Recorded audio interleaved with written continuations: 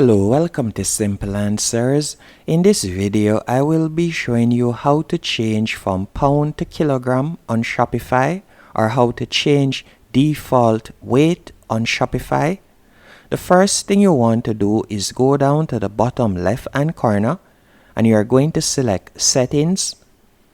After selecting Settings, you are going to scroll down, and from here you are going to see Standards and Formats, and you will see Unit System, and you can see Imperial System Pound.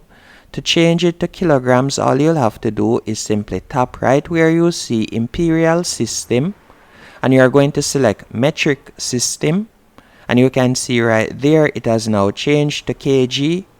And if you wanted to change it to gram, you could change it to gram also. Once you have made the changes, you are going to tap on Save in the top right hand corner. And that's it.